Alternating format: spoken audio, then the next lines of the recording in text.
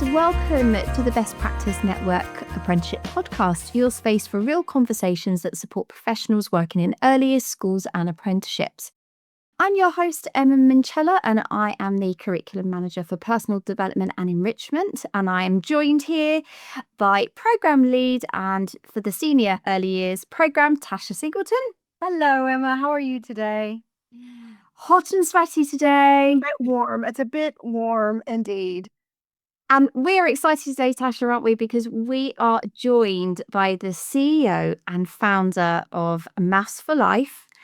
And we're going to be introducing such an important topic on inclusion meets accountability with the wonderful Karen. Karen, welcome. Please introduce yourself. Tell us a little bit about you.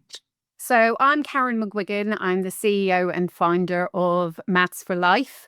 I've been doing this for 7 years, and we have written a programme that delivers maths and alternative curriculum for students who are, for whatever reason, not able to follow the standard timeline and content of the standard curriculum.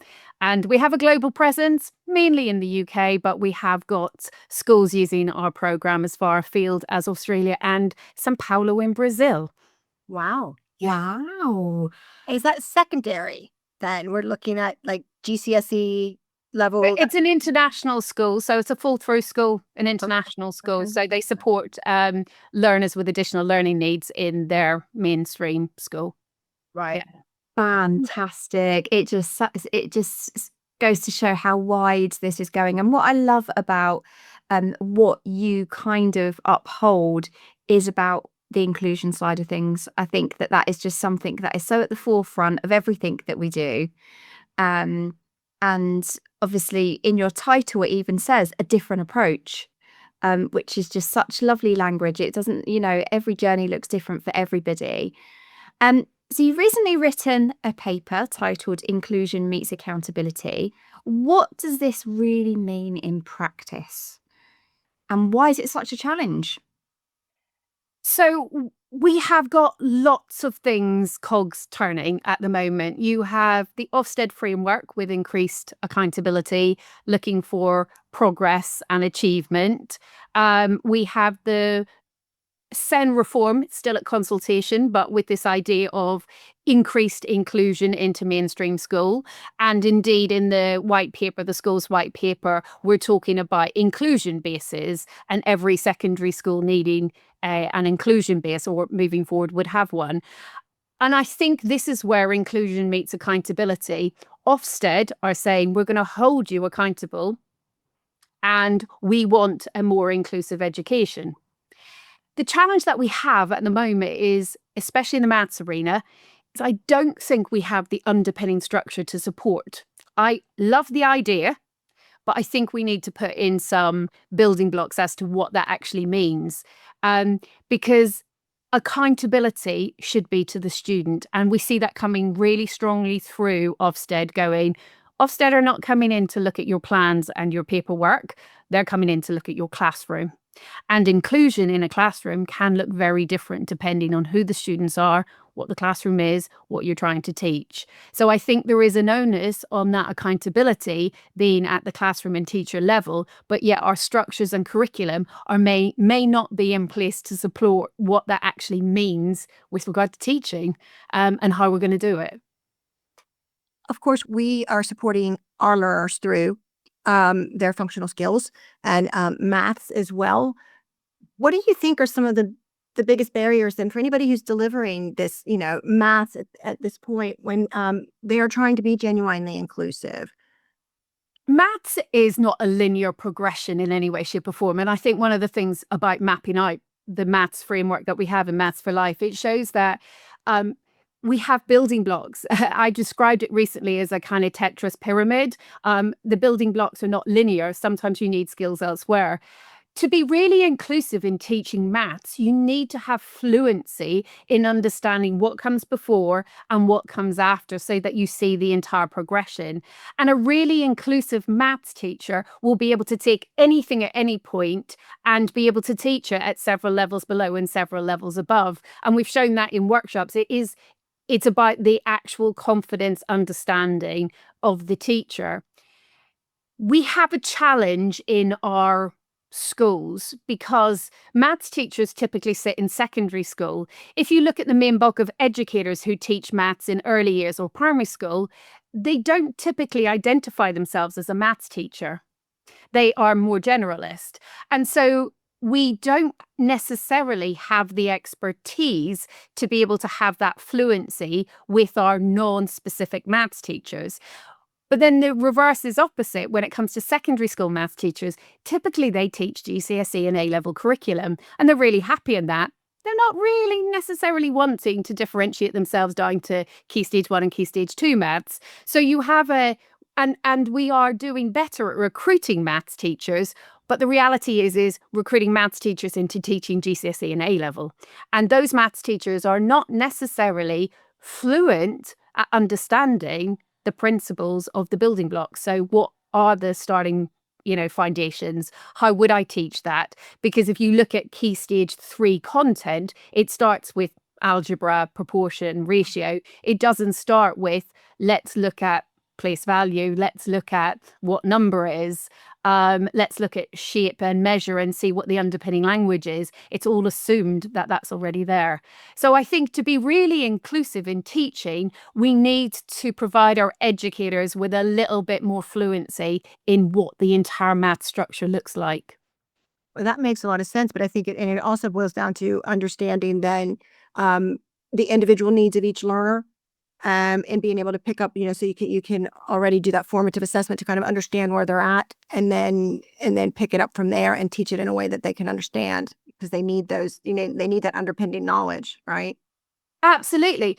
Our traditional diagnostic maths tests, though, are very much based on recall and actually geared towards the GCSE content. So even if you look at the Year 6 SAT, it's very much maths, it's numbers. I would say from an inclusive teaching perspective, to find out exactly what a student knows and doesn't know, needs a little bit more unpicking. I do know that we have our own assessments to be able to do that, because we pride ourselves in being able to actually find out what a student knows and doesn't know, so that actually it indicates the gaps. And I think that is student to student. What is really interesting is if you get the diagnostic right and understand what the underpinning skills are missing, those can be put in place. So that becomes the inclusive teaching. It's not about catch up. It's about making sure the gaps are filled to allow them to move forward. But it's quite difficult to understand if, for instance, a Year 6 student is identified as not being able to understand fractions.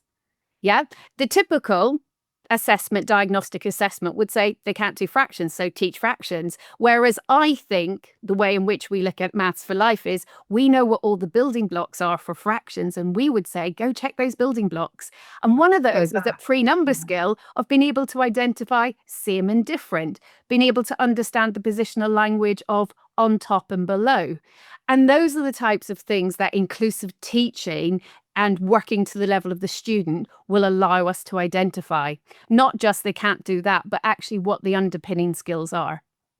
I love that, Karen. And I think that is such a building block just on a whole that kind of gets missed when we're assessing children in any form of way. If you don't analyze that assessment correctly and go backwards rather than just shooting forward with there's a gap, got to plug it, you need to almost go back and go, right, okay, where is the block? Where is that barrier that's missing? Because you're right, it's that operation of number rather than the fact that they just don't know fractions, because there's probably other little gaps there which you'll see again in the future if it's not done correctly. And the children that we're working with today, or the pupils, the young people that we're working with today, it feels very different, particularly with maths and maths anxiety. And we hear a lot about math anxiety, weakness in maths. What are your thoughts on that? Well, I would say there's just not a love of maths. I mean, that's what we're missing. Our generation, I'll put us all in the same generation, although I think there's a slightly different gap there, but we're not a country that loves maths. We actually have lots of adults who are proud to say they're rubbish at maths. That's why I started doing what I'm doing, because I really got annoyed with hearing parents saying they were rubbish at maths. That's exactly what their children say, and it validates them to be rubbish. So maths anxiety is real. It will be passed on from parent to child, but it's also passed on from teacher to child. And I think this is where we have to be realistic that not all, or a large majority of our educators are not happy with their own maths ability. And that anxiety, you can try and cover it up, but it comes across. I don't like poetry. Yep. Trying to teach poetry in lockdown was like pulling teeth for me. I couldn't hide my, and actually, if you don't love something, it becomes harder to teach it. So it is real. It also is, our students today are telling us, listen to our students. They don't see the relevance of the maths that they're being taught. There is no connectivity to real life. And I think that is the biggest thing that we are doing differently in what we present, is because everything we present is connected to real life.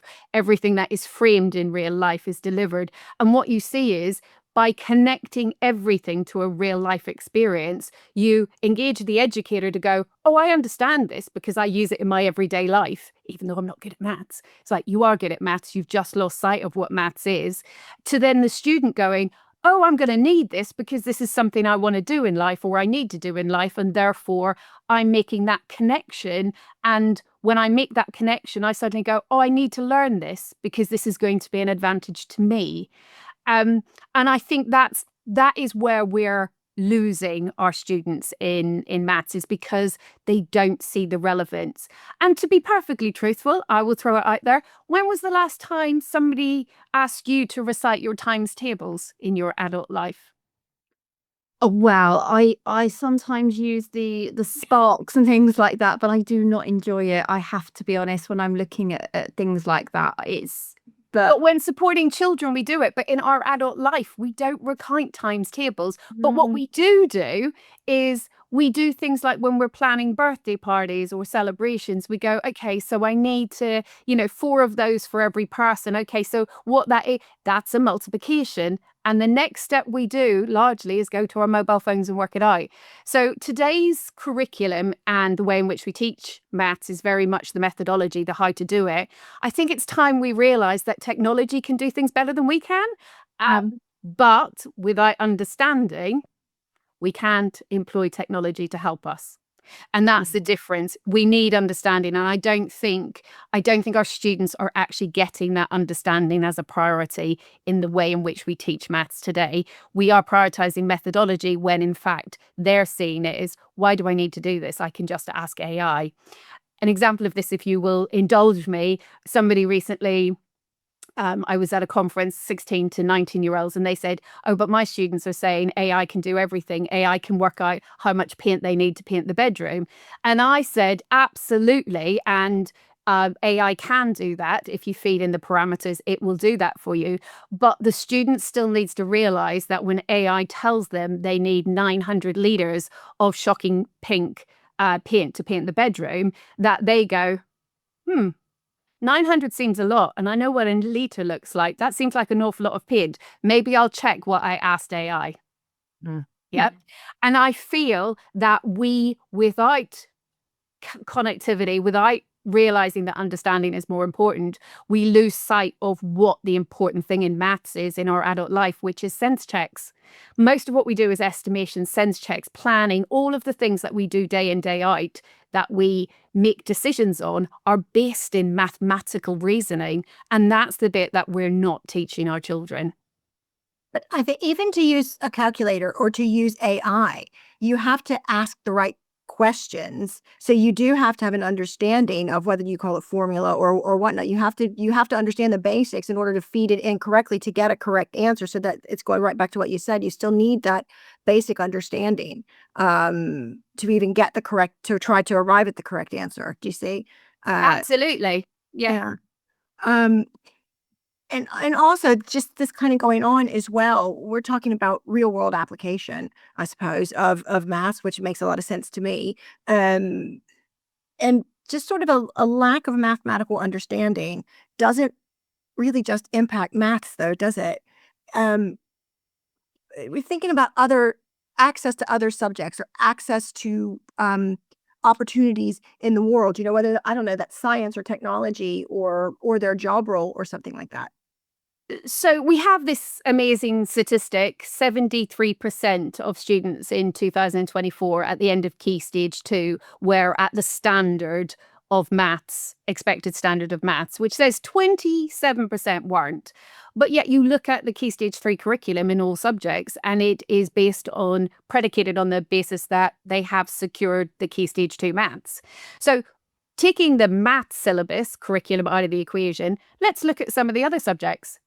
Science, data handling, geography, all to do with geometry, mapping, distance, measurement, history, timelines, You don't even think about that, but to basically understand history and timelines, you need a basic understanding of time calendar, and we know that's a massive deficit in our kind of learning. And this can have a knock-on effect to then looking at readiness for life.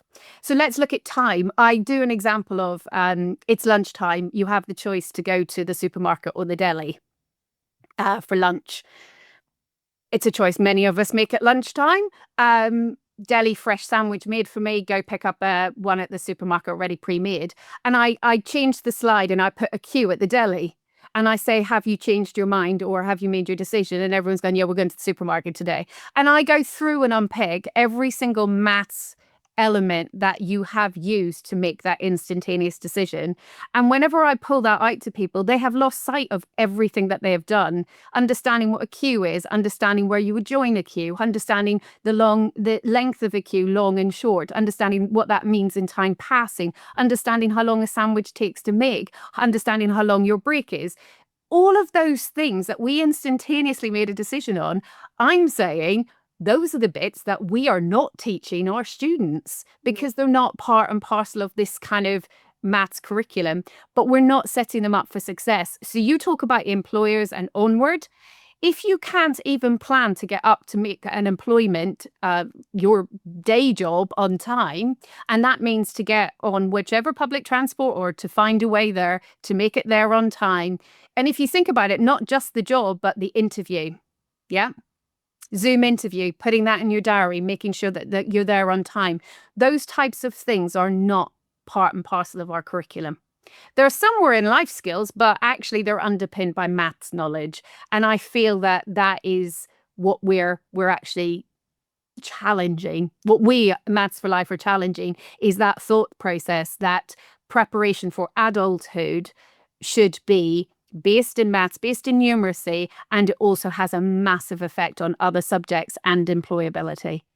I think the focus for so long has been on literacy, hasn't it? If you can read, you can access everything, and that's been such a big focus. But actually, you've kind of just hit the nail on the head, because equally as important is time.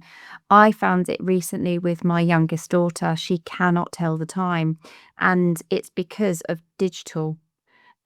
Because everybody uses mobile phones. I realize I don't even have a clock in the house. And it's things like that. You're not seeing those things anymore. You're not utilizing those things. And I love that you're bringing it to life in a different way. And it is a gap. It's an absolute gap. So a little trick on the time is we did research and we find out in the Down syndrome community that what was missing, and we've since tested this with a lot more students and realized it's missing. There's nowhere on the curriculum that teaches time passing, the understanding of time passing. So we have that as a core element where we start, and it is actually really much more useful. I.e., explain, Lance, your taxi's coming at 8 o'clock. He can read both digital and analog and see 8 o'clock. And at 8 o'clock, he'll go, it's 8 o'clock. And I'll go, are you ready? No.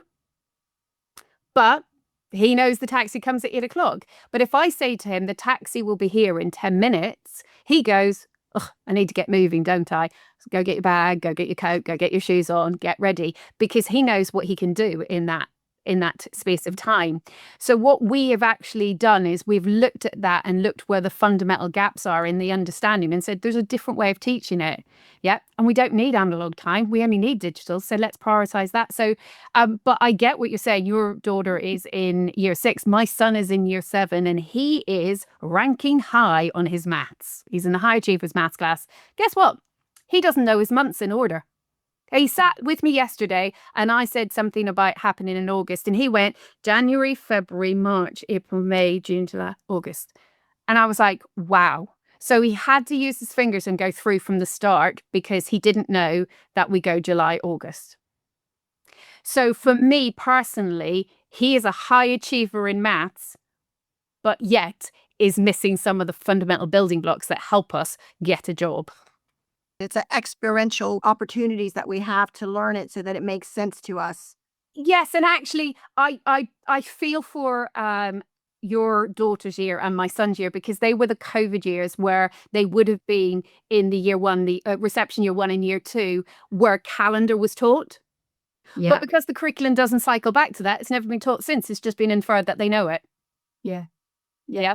So that's what the kind of the linear aspect of maths and this allowing you to get to a higher level. But yet you've got building blocks underneath that are just missing. I liken it to a skyscraper where you can take the lift between levels and cheat. And the higher up you go, the bigger the wobble. Yep. So you'll find it's fine, but then you'll get to a GCSE question and you'll realize I understand the percentage. I can work out the percentage, but because I don't know the months in order, I don't know which data I'm using. Dude, that just brings me to your hierarchy for independence, this model, because it offers, I'm looking at it now, offers a practical framework for, I think, developing learner autonomy. Absolutely. So can you please explain how students or apprentices or teachers can use it, I suppose, in order to scaffold, and that's what we're talking about really. It's scaffolding, isn't it? Scaffolding at learning in maths using this model. Scaffolding, yes, it is. So anyone who has come through the education system with students with learning difficulties, quite often they're supported by teaching assistants, which is great. Our entire education system is underpinned by teaching assistants and they should be rewarded as such. But the challenge that we have is helping students can be positive, but it also can be limiting. So the hierarchy of independence was about trying in a way to show progress in 2 different ways. And traditionally in maths, we show progress as an attainment of understanding of a topic or an objective, whichever way you do it, a maths concept. But the reality is I also want to ensure that that student can do it independently. So we see progress in 2 ways, the ability to understand, but also the ability to do something independently. So we created the hierarchy of independence to allow a direct communication in understanding between adult educators how much help this child was given to achieve the outcome. Because what we find was the miscommunication in lockdown, especially, this student can do this. Well, no, I'm not seeing that at home. And it still continues to this day. There is a disparity between what parents think children can do and what schools can. And largely within it is the amount of help. Because what we say is, as a parent, when they can do it, I expect them to do it independently. A school has scaffolding that they may not be aware of. So this hierarchy goes and takes you through 6 levels that goes from direct help through to indirect help and independence. And one of the 2, the levels that I love are direct and indirect prompts. And it's a real fine line to understand what you're doing, because what I find with educators is their eyes, their fingers, their facial expressions give lots of direct help that they are not aware they're doing. Even as straightforward as to starting a maths lesson. So today we're going to do addition.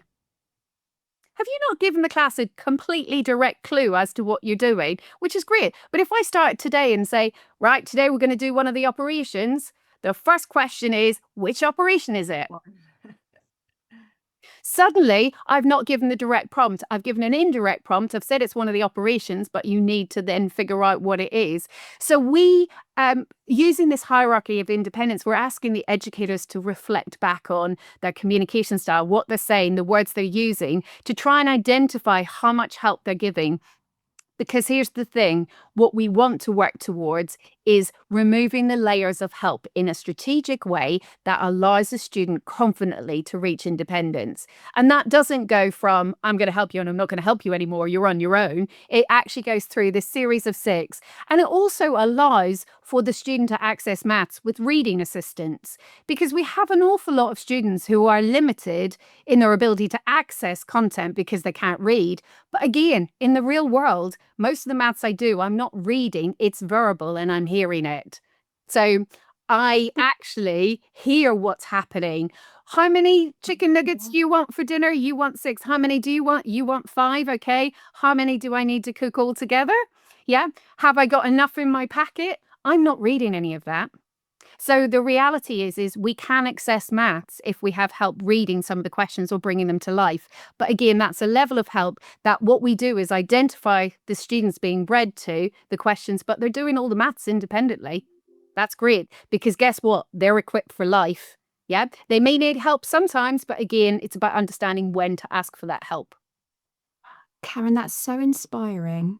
Just listening to you, like I'm just thinking about the times when I ask particular questions, and you're so right. It's taking that step back and thinking about the prompts that you're giving somebody, because you're taking away half of the solution finding just by one sentence. It's crazy, and it's, oh gosh, it's just taking me back to being in a classroom when you're interacting with a young person, and it's just, yeah, it's just got me thinking. So I'm sure there's lots of learners right now that are going, oh my goodness, it's those simple changes to the language that you're using that really does. It's that natural maths that's occurring, because you're right. When you're doing maths, it's not written down. Charlie wants 5, Sophie wants 6. It's happening in real life, and it's happening in that moment, and that's a great.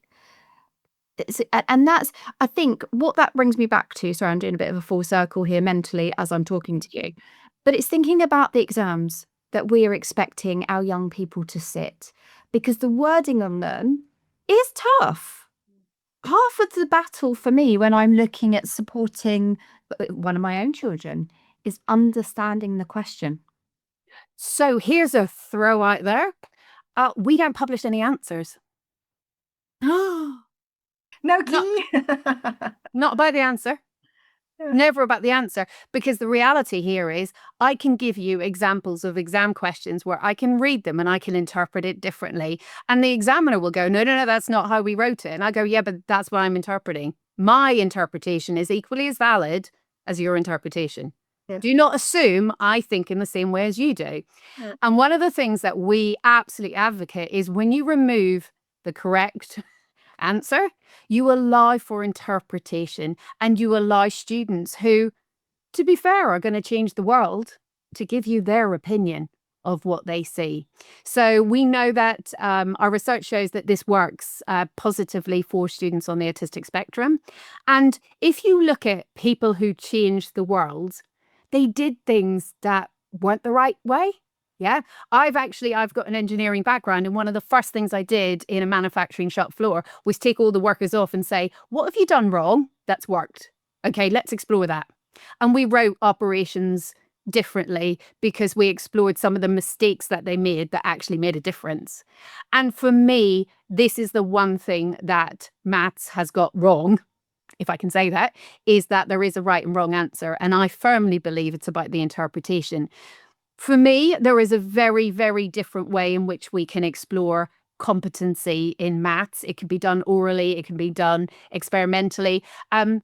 My own personal example was with my eldest son in year 5, when the teacher said to me, oh, he's not doing his times tables quick enough, his 144 club, can you practice his times tables? And he said to me, Mum, I know all my times tables, I just don't see the need to repeat them faster. And I said, okay. And then the same child had a conversation with me about the probability of Wit getting a house tie in year 6. And he was able to discuss the fact that if he didn't get one in the first term, the probability of him getting one in the second term increased because you took out the population who got them in the first term. Like conditional probability in a discussion. And for me, I think that we need to take a step back and actually look at what we're trying to do. I know I'm not alone. I'm not the only person who will say this, having listened to the House of Lords Numeracy for Life Committee now and the oral evidence coming through. There is an awful lot of backing that says we need a numeracy qualification, which is the passport, the equivalent to that kind of English language communication. We need a kind of numeracy that says I'm equipped for life. And then what we want to do is support the students who want to study maths. Because guess what? I studied maths to a high level. It is a beautiful subject. I've loved it all my life. But not everyone is equipped to do differentiation and integrals and proving theorems. Not everyone wants to do that. No one should need to do that if they don't want to.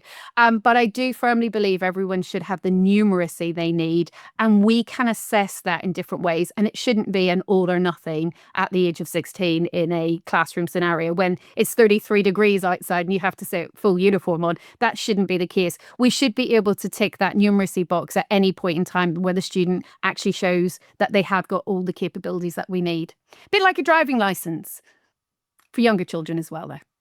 And I think, if we made smaller cars, I'm sure there'd be some children who'd be very good at driving. Yeah. And adults too, though, to be fair. Yeah, well, I also believe in taking licenses off people if they don't. So again, the idea of what numeracy is, it should be a gateway passport to the job. A GCSE, a pass at GCSE is not a guarantee that you are maths literate for the world.